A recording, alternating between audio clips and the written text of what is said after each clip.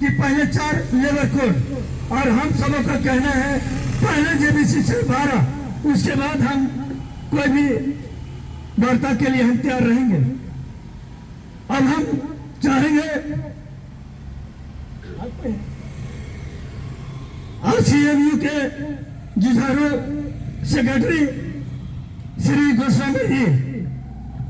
धन्यवाद साथियों। सर्वप्रथम यहाँ पर जितने भी हमारे कर्मचारी आए हैं उनको मैं बहुत बहुत धन्यवाद देता हूँ और उनसे विनती भी करता हूँ कि जब आप यहाँ पर आए तो अपने साथ और भी जो हमारे सहकर्मी हैं उनको भी लेकर आए।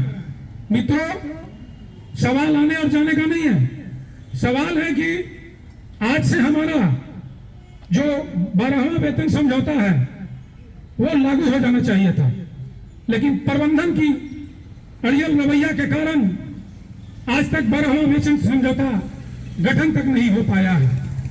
कहीं ना कहीं हमारी भी कमजोरी है और हमारे शीर्ष के नेताओं को भी हम इसमें दोष ठहराते हैं कि आज जब हमारा समय वेतन समझौता मिलने का होना चाहिए था तो आज आप मीटिंग करने जाते हैं कि हमारा गठन करो। आप अपने आप में सुधार लाइए। मैं शीर्ष के नेताओं को कहना चाहता हूं कि मजदूरों को ठगने का काम मत कीजिए, वो चाहे हमारे ही यूनियन के शीर्ष के नेता क्यों न हो। मित्रों, बहुत सारी बातें हैं। आज जब वेतन समझौता लेट होता है तो बहुत सारे हमारे कर्मचारी होंगे जिनका कि HRA मिलता होगा। आज जब वेतन समझौता 6 महीना साल भर लेट हो जाता है तो हमारा HRA का एरियर नहीं मिलता है। आप किस लिए जाते हैं भैया वेतन समझौता कराने? साइन करके आने के लिए। वो साइन तो हमारा एक कैटेगरी 1 वर्कर भी कर देगा। अब मत जाइए। आप जब जाते हैं तो मजदूरों को सुविधा दिलाइए, उसे काटने का काम मत कीजिए। HRA का एरिया क्यों नहीं मिलता? वो मिलना चाहिए, बहुत सारी मिलता है।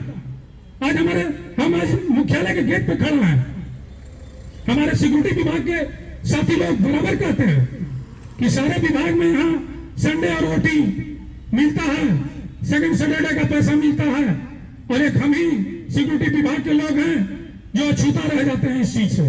क्यों भाई? ये कौन सा कानून है कि और डिपार्टमेंट के लोगों को सेकंड सैटरडे में एक्स्ट्रा वेतन मिलेगा और सिक्योरिटी के लोगों को नहीं मिलेगा? आप पार्शलिटी मत कीजिए। अब प्रबंधन को मैं चेताना चाहता हूं कि आज मैं दरभंगा हाउस के गेट पर खड़ा होकर भाषण दे रहा हूं। अगर आपने बहुत सारी हमारी जो मुद्दे हैं उनमें नहीं सुधार लाया, आपने नहीं मांगा, तो इससे दुगनी संख्या में कल मुख्यालय का गेट जाम कर देंगे और उसके बाद हम आपसे बात करेंगे। हम मुख्यालय का गेट जाम करने के बाद आपसे बात करेंगे कि हमारे मजदूरों को आप इन सब मुद्दों पर सहमति बनाइएगा या नहीं। मित्रों, बहुत सारी बातें हैं।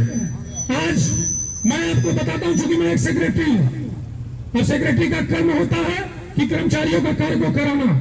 ऐसा नहीं कि पद लेकर बैठ गए और अपने गरिमा को मेंटेन कर रहे हैं। मैं वैसा सचिव बनकर रहना पसंद नहीं करता हूं।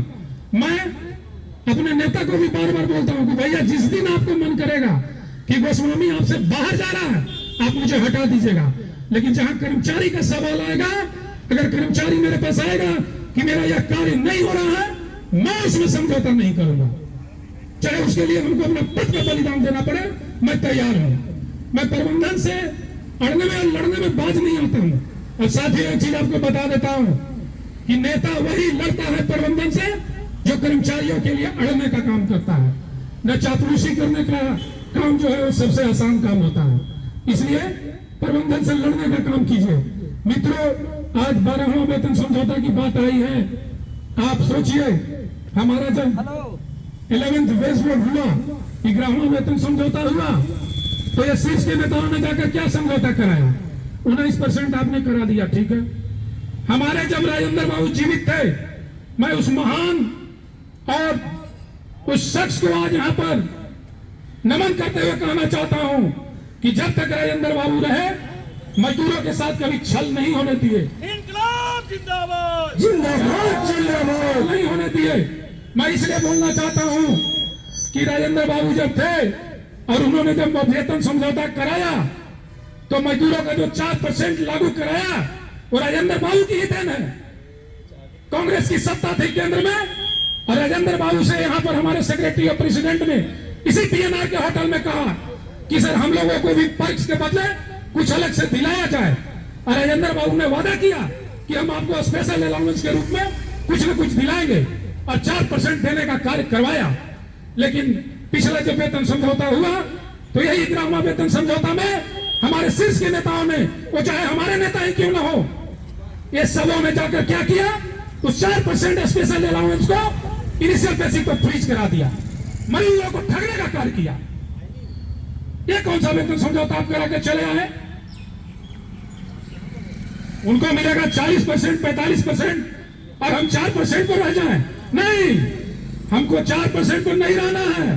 कान खोल के सुन लीजिए, जब आप जाइएगा वेतन समझौता कराने तो मजदूरों की आवाज है। 4% पर स्पेशल अलाउंस में मानने वाला मजदूर नहीं है। आप फ्रीज करा के चले आइएगा। हमको भी स्पेशल अलाउंस में बढ़ोतरी चाहिए, दुगुना और तिगुना। अब वो देना पड़ेगा और नहीं दीजिएगा तो हम लोग जाम कर देंगे। कोल इंडिया में हड़ताल होगा। अभी तो ये शुरुआत हुआ है, अभी बहुत कुछ बाकी है।